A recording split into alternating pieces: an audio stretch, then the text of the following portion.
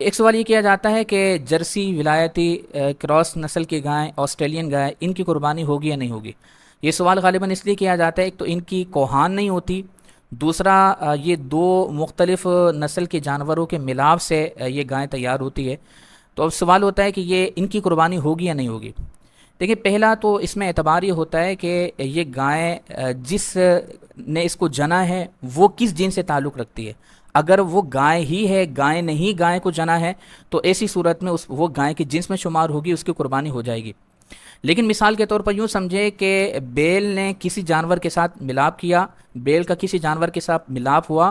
اور اس کو جننے والا جو جانور ہے وہ گائے کی جنس سے نہیں ہے، بلکہ وہ کسی اور جنس سے تعلق رکھتا ہے، تو اب ایسی صورت میں اس پر گائے کا اطلاق نہیں ہوگا اور پھر اس کی قربانی نہیں ہوگی۔ لیکن مثال کے طور پر اگر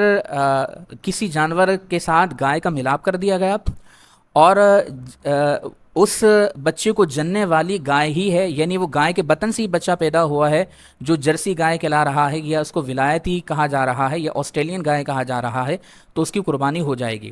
جیسے علماء نے فرمایا کہ مثال کے طور پر بکری کا مارخور کے ساتھ ملاپ ہو گیا، تو مارخور ایک الگ جنس کا ہے اور بکری الگ جنس کی ہے، اور پھر ایک بچہ پیدا ہو گیا، تو کیا اس کی قربانی ہوگی کہ جو مارخور اور بکری کی کے ملاپ سے بچہ پیدا ہوا ہے، تو اس کی قربانی ہو جائے گی، اس لیے کہ اس میں اعتبار ہوتا ہے جننے والے جانور کا۔ اب وہ جننے والا جانور کون ہے، پیدا کرنے والا جانور کون ہے؟ وہ ہے بکری۔ تو بکری جننے والی ہے، ملاپ اس کا کسی بھی جانور کے ساتھ مثال کے طور پر ہو گیا۔ اسی طریقے سے گائے جننے والی ہے، ملاپ اس کا کسی جانور سے ہوا، تو اس میں اعتبار ہوتا ہے جننے والے جانور کا، وہ اگر گائے کی جنس سے ہے تو قربانی ہو جائے گی۔ تو خلاصہ کلام یہ ہوا کہ جرسی گائے، ولایتی گائے، یا آسٹریلین گائے، یا کراس نسل کی گائے، یہ گائے کی جنس میں ہی شمار ہوتی ہے، اور اس کی شکل بھی ساری گائے والی ہی ہوتی ہے، لیکن اس میں کوہان نہیں ہوتا،